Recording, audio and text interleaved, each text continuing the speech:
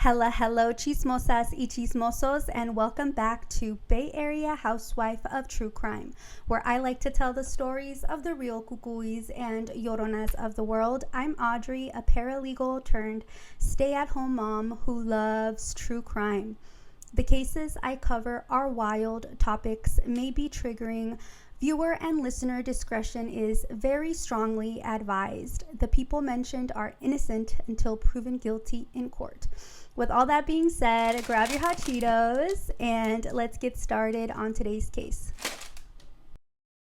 24-year-old Scott McAlpin had been released from the San Francisco County Jail on October 19th of 2005 following his ninth domestic violence offense towards his ex-girlfriend, 22-year-old Anastasia, aka Annie Melnichenko.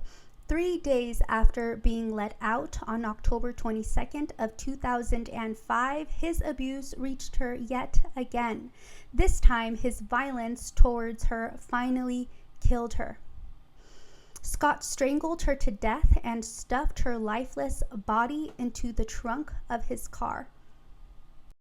Scott and Annie met in 2001 on the internet. These were the days before wireless internet. Your desktop computer would be connected to the phone line, and you could not use the landline phone and the internet at the same time back in my day. Scott lived in El Sobrante, California, and Annie, who was originally from the Ukraine, lived in San Francisco. Scott became an obsessed psycho over Annie. He was jealous, controlling, and physically, verbally, and emotionally abusive. The first recorded time he threatened to kill her occurred within that first year of meeting. Annie knew that she was not safe with Scott, and she tried doing everything in her power to get away from him.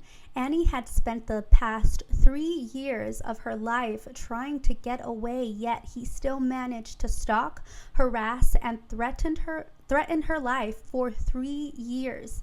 Annie did all the right things. She called the police. She sought restraining orders, yet it was still not enough. On December 23rd of 2001, Scott went to Annie's workplace and threw her against a crate of wine and caused her to have a concussion. On March 8th of 2002, Scott went to Anastasia's home and held her hostage for 2 hours. He showed up to her home and threatened to kill her. He ripped the phone out of her hand and tried to suffocate her by putting his hands over her mouth, pinched her nose, and held her so hard that she began to bleed from her mouth. 8 days later, on March 16th of 2002, he broke into her house again. He held her down and grabbed her phone as she tried to call 911. He also again sat on her and covered her mouth and nose. I wonder what his intentions were for sitting on her while covering her mouth and nose. Court documents report that Annie thought that she would have died if police had not arrived in time to save her. On July 2nd of 2002, he broke into her house again. This time, he leaned into her bedroom window and said, "Boo," while he laughed and told her, and I quote, "If you don't come back to me within a week, I'm going to kill you, bitch," unquote. When police arrived to the home, he drove to the East Bay and ended up turning himself in after being chased. On Halloween, October 31st of 2003, he stalked, assaulted, and threatened Annie. A San Francisco County Superior Court judge granted Annie a 10-year restraining order against Scott. In December of 2003, despite the district attorney asking the judge to sentence him for more than 6 years in prison for felony domestic violence, Judge Herbert Donaldson sentenced him to 16 months in jail with wife-beater counseling rather than sending him to prison.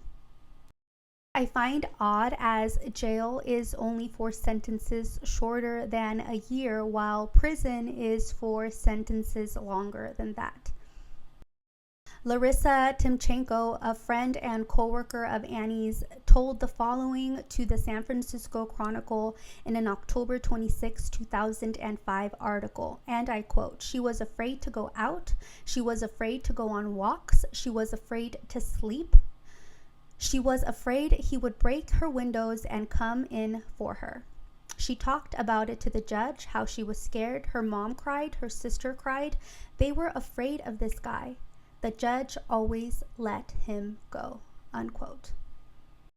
After his first offense, a court-appointed psychologist named Dr. Jonathan French actually asked the judge not to send him to prison, all while also saying that returning him to his home environment would not be appropriate and that he, quote, "harbors the potential for developing a similar relationship with another woman."